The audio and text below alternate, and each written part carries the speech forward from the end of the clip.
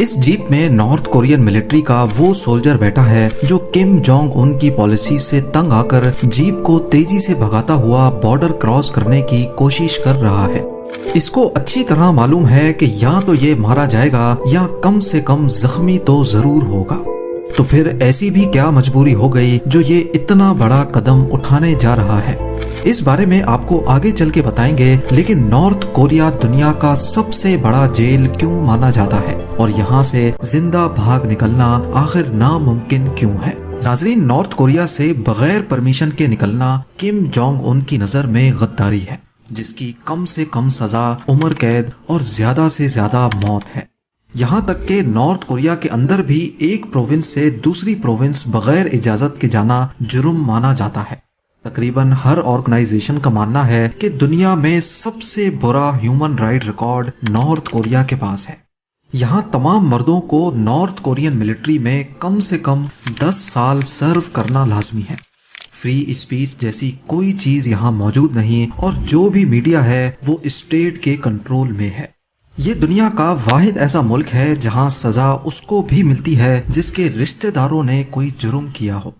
2009 میں یہاں 2 سال کے بچے کو بھی عمر قید کی سزا سنائی گئی، صرف اس وجہ سے کہ اس کے پیرنٹس کے پاس سے بائبل کی کتاب ملی تھی، کیونکہ نارتھ کوریا میں کسی ریلیجن کو فالو کرنا بھی جرم مانا جاتا ہے۔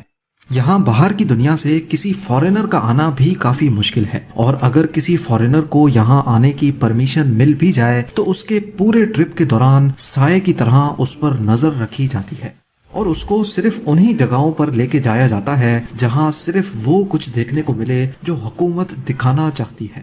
کئی مرتبہ تو فارینرز کو بھی مار دیا جاتا ہے اگر وہ نارتھ کوریا میں کوئی بھی ایسی حرکت کریں جو لوکل لا کے خلاف ہو، جیسا کہ آٹو ویمبیئر کے ساتھ ہوا تھا۔ یہ یو ایس سٹیزن تھے جنہوں نے 2015 میں نارتھ کوریا وزٹ کیا تھا۔ 2016 میں ان کو تب اریسٹ کیا گیا جب ان پر الزام لگایا گیا کہ انہوں نے اپنے ہوٹل روم سے گورنمنٹ کا پروپیگنڈا پوسٹر ہٹایا ہے۔ اس الزام کے لیے ان کو 15 سال کی قید سنائی گئی، لیکن ایک ہی سال کے بعد یہ نارتھ کوریا کے پریزن کیمپ کے اندر ہی کوما میں چلے گئے اور ان کو واپس امریکہ بھیج دیا گیا۔ واپس امریکہ پہنچنے کے کچھ ہی دنوں کے بعد یہ ان زخموں کی تاب نہ لاتے ہوئے چل بسے جو ان کے برین پہ لگی تھی۔ نارتھ کوریا میں ان کے ساتھ کیا سلوک کیا گیا یہ آج تک کسی کو بھی معلوم نہیں ہے۔ اسی سب کے نتیجے میں ایسا مانا جاتا ہے کہ نارتھ کوریا ایک بہت بڑا جیل ہے جہاں لوگ آزاد رہ کر بھی غلاموں کی سی زندگی گزارتے ہیں۔ یہی وجہ ہے کہ نارتھ کوریا کے لوگ یہاں سے بھاگنے کی ہر ممکن کوشش کرتے رہتے ہیں، لیکن ایسا کرنا کسی بھی صورت میں آسان نہیں ہے، اور اس کی سب سے بڑی وجہ نارتھ کوریا کی جیوگرافی ہے۔ نارتھ کوریا کے ویسٹ پہ یلو سی جبکہ ایسٹ پہ سی آف جاپان لگتا ہے، جہاں نارتھ کورین نیوی کا اتنا سخت پہرا رہتا ہے کہ کسی بھی انلیگل بوٹ کا قریب آنا بھی پاسبل نہیں ہے۔ اس کے ساؤتھ میں ساؤتھ کوریا ہے جو کہ نارتھ کوریا کے سب سے بڑے دشمنوں میں سے ایک ہے۔ اسی وجہ سے اس کے قریب سمندر میں پہرا بہت زیادہ سخت رہتا ہے۔ نارتھ کوریا سے بھاگنے والوں کے پاس ساؤتھ کوریا سے اچھا آپشن اور کوئی نہیں ہے۔ وہ اس لیے نہیں کیونکہ ساؤتھ کوریا ایک بہت ہی ڈیولپڈ اور فری کنٹری ہے، بلکہ اس کا ریزن یہ ہے کہ ساؤتھ کوریا تمام نارتھ کورینز کو اپنا ہی سٹیزن مانتا ہے۔ یعنی نارتھ کورین آرمی سے بچ کر اگر کوئی یہ لائن کراس کرنے میں کامیاب ہو جائے تو یہ قدم اس کی زندگی بدل سکتا ہے، لیکن صرف تب جب وہ زندہ پہنچنے میں کامیاب ہو، کیونکہ نارتھ کوریا نے اپنے اس بارڈر پہ اتنی زیادہ آرمی بٹھائی ہوئی ہے کہ یہاں سے انسان تو کیا کوئی پرندہ بھی بارڈر کراس کرنے سے پہلے 100 بار سوچے گا۔ یہ ویڈیو 2017 کی ہے جب ایک نارتھ کورین سولجر تیزی سے اپنی جیپ ساؤتھ کوریا کی طرف لے کے جا رہا تھا۔ بارڈر گارڈ کو معلوم پڑا تو انہوں نے اس کو چیز کیا اور اس پر فائر کھول دیے۔ وہ اپنی جیپ چھوڑ کر بارڈر کی طرف بھاگا، لیکن نارتھ کورین سولجرز نے اس پر کئی فائر کیے۔ خوش قسمتی سے وہ ساؤتھ کوریا میں انٹر تو ہو گیا، لیکن کئی گولیاں اپنے جسم پر کھانے کے بعد۔ اس کے بعد شام کو ساؤتھ کورین سولجرز آئے اور اس کو گھسیٹ کر اپنی حفاظت میں لے لیا۔ ایسے ہی کئی اٹیمپٹس نارتھ کورین سیویلینز نے بھی کیے ہیں، جن میں سے زیادہ تر تو موقع پہ ہی مارے گئے، پر جو ساؤتھ کوریا آنے میں کامیاب ہوئے وہ بھی گولیوں کے زخموں کی وجہ سے زیادہ وقت زندہ نہ رہ سکے۔ نارتھ کوریا سے ڈائریکٹلی ساؤتھ کوریا بھاگنا اپنی موت کو دعوت دینے جیسا ہی ہے، کیونکہ اس بارڈر پہ نارتھ کوریا نے قریب 7,50,000 سولجرز ڈپلوائے کر رکھے ہیں۔ اس کے علاوہ بارڈر کے قریب باربڈ وائرز، فینسز اور لینڈ مائنز بھی لگائی گئی ہیں۔ ساؤتھ کوریا میں انٹر ہونے کا دوسرا اور ہسٹوریکل طریقہ یہاں کے ناردرن بارڈر سے بھاگنا ہے۔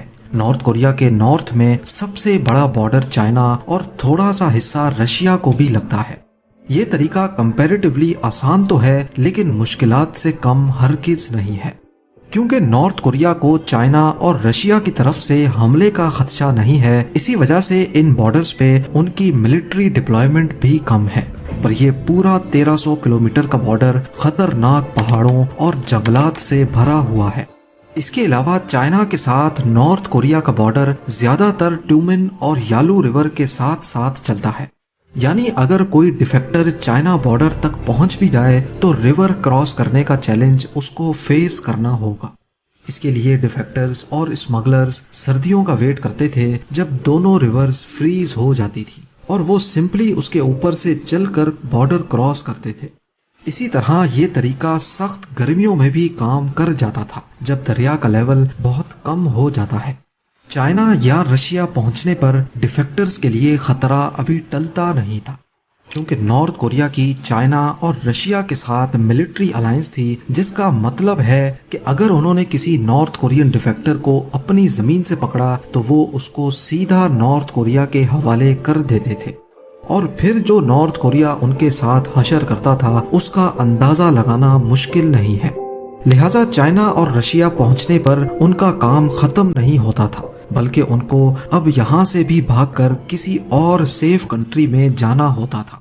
چائنا کے ساؤتھ میں میانمار اور لاؤس ہیں، پر یہ دونوں کنٹریز بھی نارتھ کورین ڈیفیکٹرز کو اپنی ٹیریٹری سے پکڑ کر واپس نارتھ کوریا ہی بھیج دیتی تھیں۔ لہٰذا اب آپشن بچتا تھا تھائی لینڈ، ویتنام اور منگولیا، جن کا ڈائریکٹ بارڈر چائنا کے ساتھ لگتا ہے۔ یہ ایک طرح سے ڈیفیکٹرز کے لیے سیف کنٹریز مانی جاتی تھی، کیونکہ جیسا کہ آپ نے جانا کہ ساؤتھ کوریا تمام نارتھ کورینز کو بھی اپنا ہی سٹیزن مانتا ہے، اسی لیے یہ تینوں کنٹریز نارتھ کورین ڈیفیکٹرز کو واپس نارتھ نہیں بلکہ ساؤتھ کوریا بھیج دیتی تھی۔ تو ڈیفیکٹرز کا پلان یہ ہوتا تھا کہ وہ پہلے چائنا یا رشیا میں انٹر ہو کر تھائی لینڈ، ویتنام یا منگولیا کا رخ کریں، اور پھر وہاں پہنچ کر اپنے آپ کو والنٹیئرلی اتھارٹیز کے سامنے سرنڈر کر دیں، اور وہاں سے ان کو جہاز میں بٹھا کر ساؤتھ کوریا بھیج دیا جاتا تھا، جہاں وہ اپنی نئی زندگی کی شروعات کر پاتے تھے۔ 1990 سے اب تک ٹوٹل 34,000 نارتھ کورینز بھاگ کر ساؤتھ کوریا پہنچنے میں کامیاب ہو چکے ہیں۔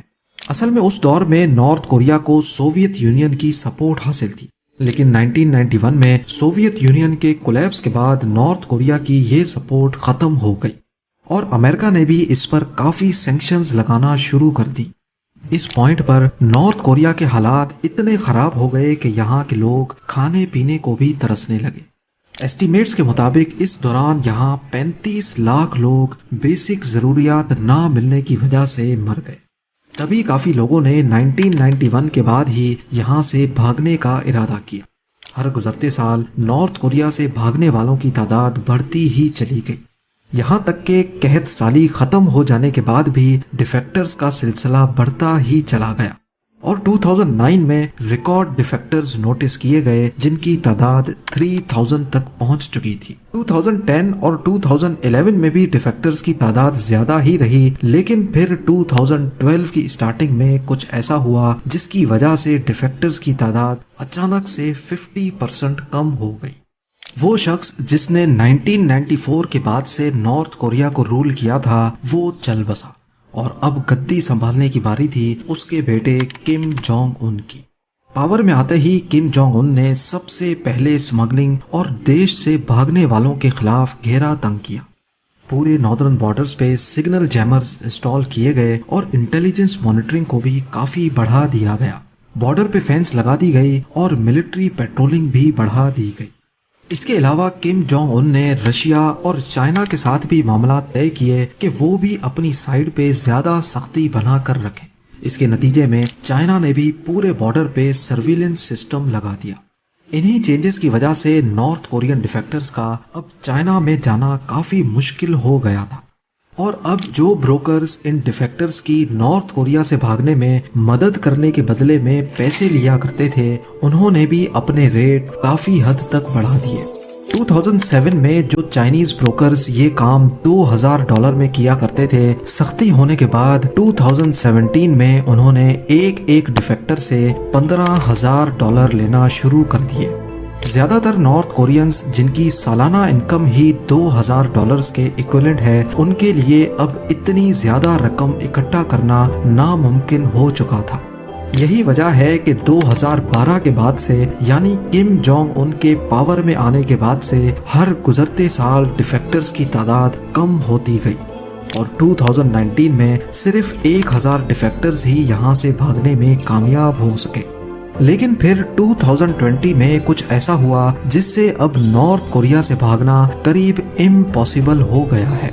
2019 کے اینڈ میں جب چائنا میں پہلا کووڈ-19 کا کیس بنا تھا، اس کے 2 مہینے کے بعد نارتھ کوریا دنیا کی پہلی کنٹری تھی جس نے اپنے تمام بارڈرز کو پوری طرح سے بند کر دیا، کیونکہ وہ نہیں چاہتے تھے کہ کووڈ کا ایک بھی کیس کبھی نارتھ کوریا تک پہنچ سکے۔